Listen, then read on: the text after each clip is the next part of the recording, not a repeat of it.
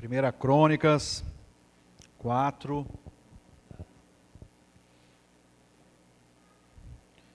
9 e 10.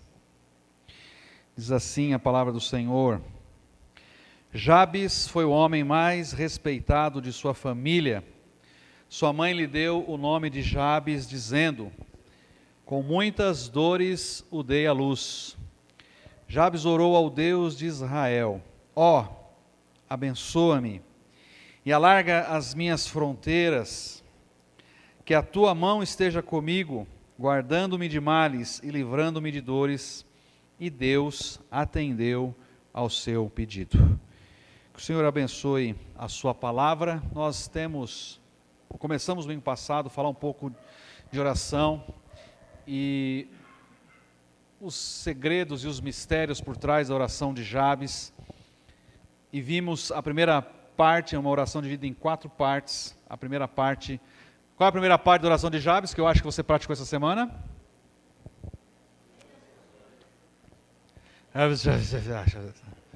Irmãos, eu não preguei em hebraico nem aramaico, não. Qual é a primeira parte?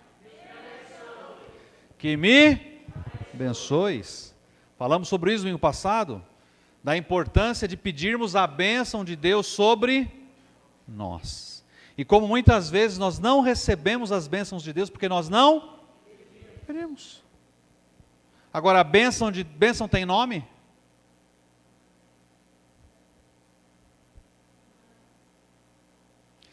Está vendo? Você solta aqueles memes do grupo, aí o povo fica com medo de responder agora. Nós não dizemos a Ele o que nos abençoar, dizemos? Não. Me abençoe, ponto. E aí a bênção que Ele te mandar, né? Você pode até na nossa célula quinta-feira a gente discutiu sobre isso, você pode até dizer, acho que não tem lá um erro, contanto que o seu coração não esteja naquilo. Porque esse é o nosso problema. Às vezes nós rotulamos e nomeamos e o nosso coração está naquilo e aí não vem, nós nos frustramos. Porque não veio porque a bênção de Deus não está naquilo. A bênção de Deus não está naquilo. Mas nós queremos. E nós temos que tomar cuidado porque o nosso coração é enganoso, não é? Lembra que nós vimos isso? Nosso coração é enganoso. Às vezes a gente quer ir para uma direção e Deus quer outra direção, e se Deus nos der aquilo que nós estamos pedindo, nós vamos nos desviar. E muitas vezes, por tanta nossa insistência, Ele até dá, para a gente quebrar a cara mesmo, e depois vir lá todo torto, tudo estrupiado, né? Porque tem gente, irmãos, que só ouve a voz de Deus assim, se arrebentando. É ou não é? É só assim. E na verdade isso são experiências, né? Eu falo isso com propriedade. Se falar assim, quando você tinha 17, 20 anos, você se quebrou. Me quebrei todo. Hoje, depois dos 40, posso, e tomo as decisões. Não tomo.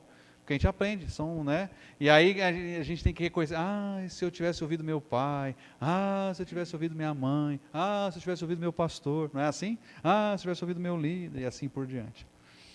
Mas hoje, quero meditar um pouquinho com os irmãos sobre qual é o segundo pedido, o segundo princípio por trás da oração de Jabes, qual é a segunda coisa que ele pede a Deus e que Deus atende o seu pedido. Mas eu queria antes pensar com os irmãos numa coisa. Que marca que Jesus e Deus proporcionou na sua vida?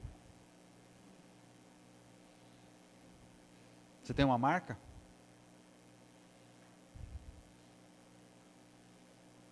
Não? Ninguém?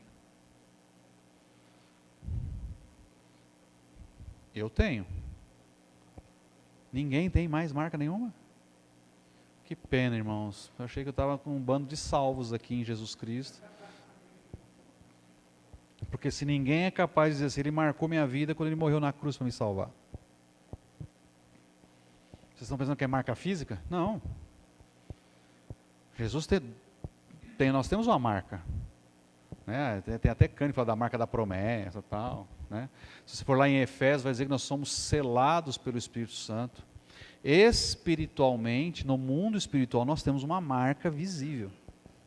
É o selo do Espírito Santo de Deus. Mas eu penso que todos que viveram a experiência da conversão de novo, um nascimento, têm uma marca. Sim ou não? Você não consegue contar o antes e depois da sua vida? O que era antes de conhecer Jesus? Então você tem uma marca.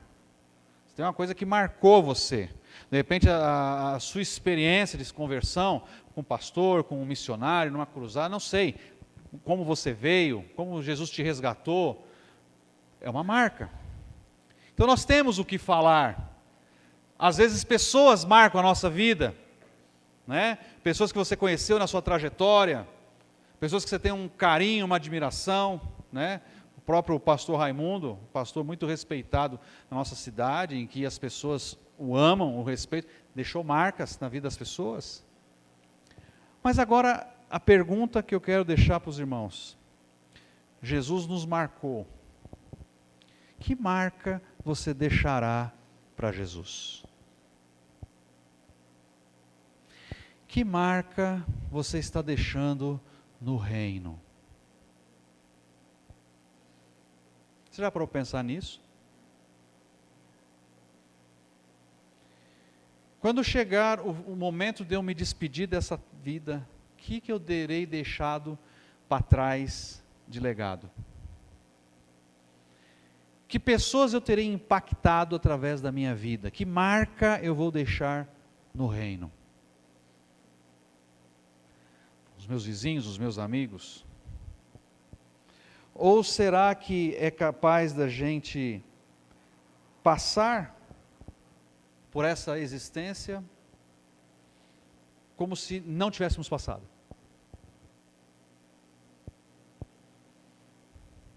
Ou será que isso se exige só de pessoas? Ah, não, mas isso é para o pastor, isso é para um líder, isso é para um diácono, isso é para...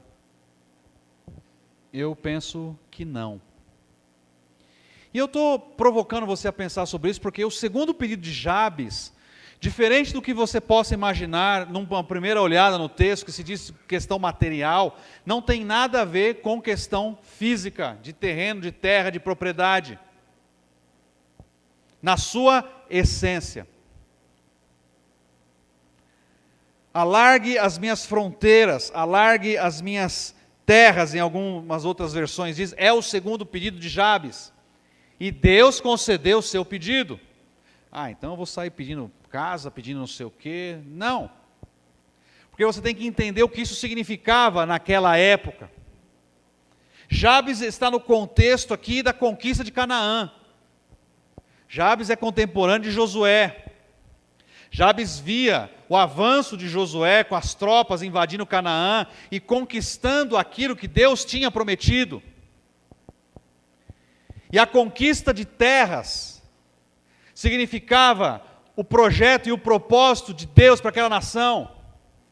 Ter terras naquela circunstância era uma questão de abundância, era uma questão da presença de Deus e do poder de Deus ali. Tanto é que, se você for lembrar o contexto lá de Salomão, quando a rainha de Sabá vai visitar aquela riqueza, aquela glória, os pavões, né, para cima e para baixo. E há fortes teorias de que, sérias, que Salomão trouxe os pavões aqui da América do Sul. Tem estudiosos que garantem isso, que provavelmente até mesmo do Brasil.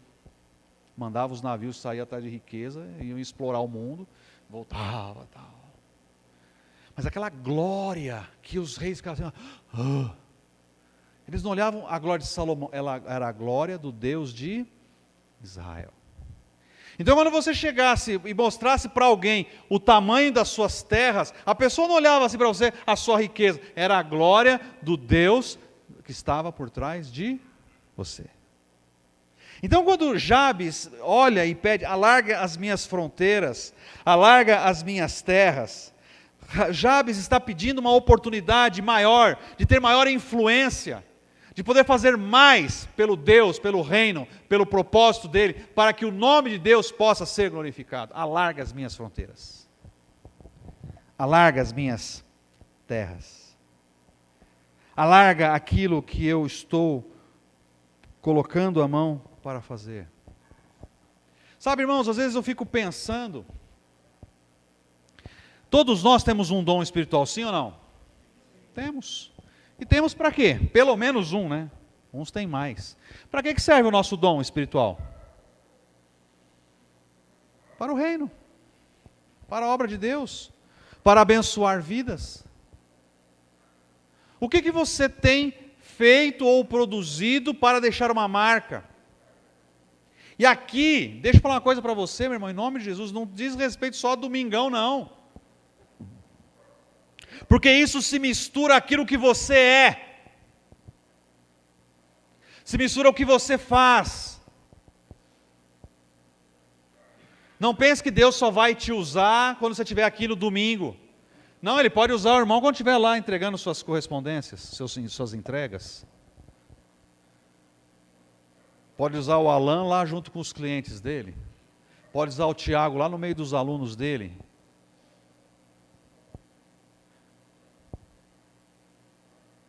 Pode.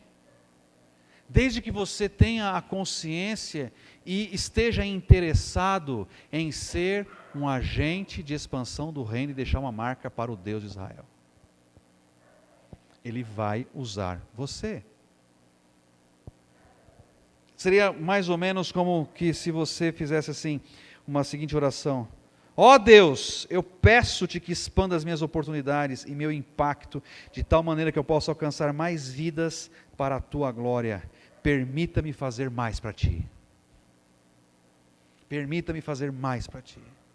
É isso que é a essência da oração de Jabes. O segundo pedido de Jabes. Note que aí há um conflito. Porque nós até falávamos na aula aqui da EBD, estávamos falando sobre as últimas coisas, os acontecimentos finais, o arrebatamento da igreja, né? Aqueles que vão subir, os que não vão subir, né? E vimos na EBD que quem não frequenta a EBD vai ficar na tribulação, amém, irmãos? Olha, eu ouvi um amém, hein? Eu ouvi um amém, hein?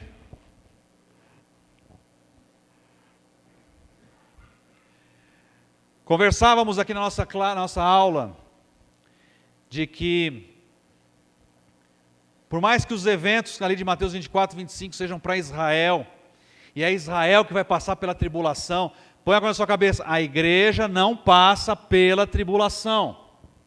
Amém? A falta de convicção. A igreja passa pela tribulação, irmãos? Depende, né, Júlio? Não é porque você está aqui sentadinho bonitinho, porque se você acha que se o arrebatamento acontecer hoje, agora, nesse exato momento, 7h49, todo esse povo que está aqui sobe?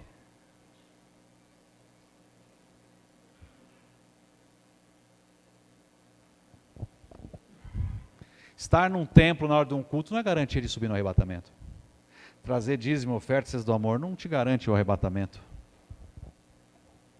Então vai ter a turma que vai ficar. E que vai passar pela tribulação, junto com Israel. E que vão ser enganados pelo anticristo. Que vai fazer um pacto no começo da tribulação com Israel. Mas isso já é assunto da aula aqui domingo que vem. E que nós temos a tribulação e a grande tribulação, né? Qual é a diferença?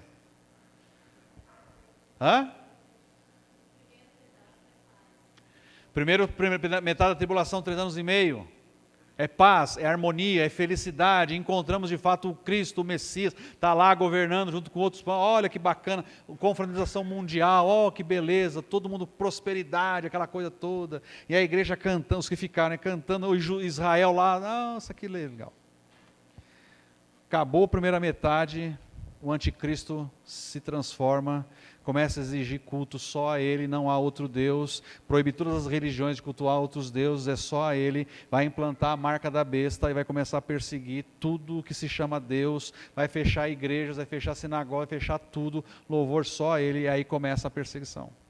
E aí também na segunda metade que começam os eventos cataclismos, quando o Apocalipse, né, o dia vira a noite, terremoto, aquela coisa, vulcão explodindo, aquela história toda, né, bem cinematográfica, mas vai acontecer.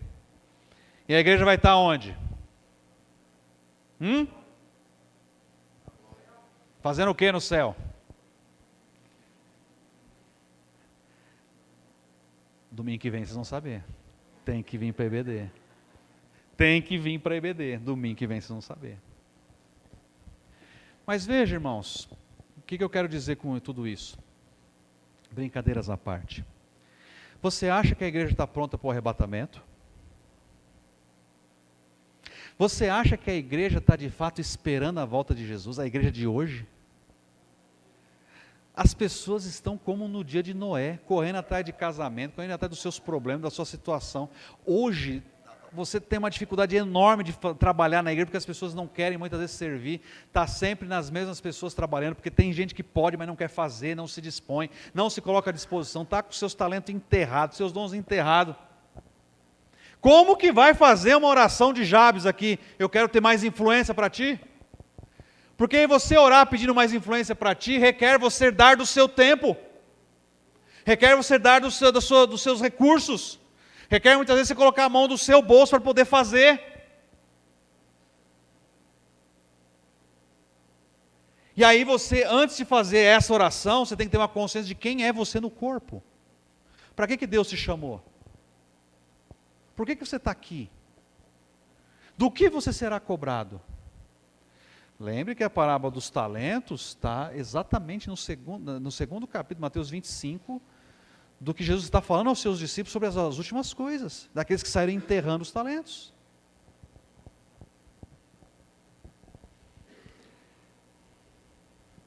Alargar as suas fronteiras é pedir que Deus te dê mais terras espirituais. E interessante, por que Deus concede a Jabes esse pedido? Porque esse pedido agrada a Deus. Agrada a Deus. Senhor, eu tenho meus sonhos materiais, mas eu quero fazer mais pelo Senhor. Manda mais pessoas para mim. Estou vendo o Will e a Júlia aqui, né, líderes do Ministério de Adolescentes. Pai, manda mais adolescentes. Alarga nossas fronteiras. Alarga nossas terras. Dá os adolescentes de Batatais para a nossa igreja. Ousado, né? Mas e por que não pedir? Aí depois você divide com as outras igrejas, não tem problema não. Mas se você chegar a dizer que os adolescentes de Batatais inteiros foram salvos para Jesus, não é uma grande bênção? Não está no coração de Deus? Agora, paga-se um preço para isso? Paga-se. Então você começa a perceber que tem questões espirituais por trás desses pedidos, não só debaixo da bênção de Deus, mas no alargar as suas fronteiras, no expandir aquilo do seu alcance. E aqui deixa eu falar uma coisa para os irmãos, não tem nada a ver de você saber ler, saber escrever, se você é estudado, se você não é estudado, se você sabe falar. Não, irmãos, em nome de Jesus, tira isso do seu coração, da sua cabeça, que Deus não vai te usar. Deus usa quem Ele quiser, como Ele quiser. Você acha que Pedro, Tiago, João eram homens letrados? Não, eles eram pescadores que mal sabiam ler e escrever. E Deus os usou com poder, você só precisa se posicionar. Senhor, eu não quero mais ser alguém sentado na cadeira de uma igreja, você só senta e levanta e vai, senta, levanta e vai. Não, eu quero ter influência, eu quero deixar uma marca, eu quero impactar pessoas, mas eu não sei. Capacita-me, Espírito Santo. Pede, é o tipo de pedido que te agrada ao Senhor. Senhor, eu não sei falar. Pastor, eu estou precisando de ajuda. Te ajudo? Mas você não precisa do pastor. Você tem o Espírito Santo? Basta. Porque Ele vai colocar as palavras na sua boca. Ele vai dizer o que você tem que dizer, o que você não dizer. Mas o problema é que nem isso nós estamos falando, porque nós não temos essa ousadia, ou não temos essa consciência. Estamos acomodados na nossa cadeirinha, bonitinho, acomodados aqui numa zona de conforto. E isso não agrada ao Senhor. Nós não fomos chamados para ficar sentados numa zona de conforto. Não fomos chamados para ficar quietinhos aí, bonitinhos. Não, eu sou um bom cristão, eu dou meu dízimo, eu vou no culto, não faço mal. Não! Nós somos chamados para impactar, nós somos chamados para falar, nós somos chamados para ser luz, ser sal. E o sal é fora do saleiro, não é dentro do saleiro. O sal, para ter a sua função, tem que estar fora, tem que ser espalhado. Não dentro do saleiro. Olha que bonitinho o sal lá. E lá, mas o que é? Um inútil ali. Não seja inútil, não seja como um servo inútil. Temos que começar a pensar agora o que eu tenho feito, o que eu estou fazendo. Como estou fazendo? Não é só, se você falar, por falar, essa oração vai se transformar, desculpa a expressão numa simples reza. Isso não funciona. Hein, Marquinho? Você está lá em cima daquele... Como é que chama aquela máquina que passa... Você sai amassando tudo lá? Você está lá em cima do rolo compactador. Aquele calor. Senhor, alarga as minhas fronteiras aqui. Como eu não sei. E Deus vai dar oportunidade. Mas vai dar oportunidade. Permita-me, Senhor, ser instrumento para alargar. Vanessa lá em Santa Catarina, Senhor, alarga minhas fronteiras aqui. Continua fazendo viagem, levando turmas para cima e para baixo. Abençoa essa turma que eu estou levando aqui para esse passeio. Alarga as minhas fronteiras aqui. Quando você menos imaginar, vai vir uma pessoa desgarrada lá, puxar a conversa fiada, e quando você menos esperar, a pessoa está abrindo a sua vida para você. Quando você menos esperar, você está orando, abençoando a pessoa. Porque é assim que Deus nos usa. É assim que Deus faz. Mas você tem que estar o quê? Disponível. Você tem que pedir. Às vezes você fica preocupado porque a sua conta, a sua equação seria mais ou menos assim, né? Para expandir a sua terra, né? As minhas habilidades, mais experiência, mais treinamento, mais minha personalidade e aparência, mais o meu passado, mais as expectativas das pessoas, né, que elas têm sobre mim.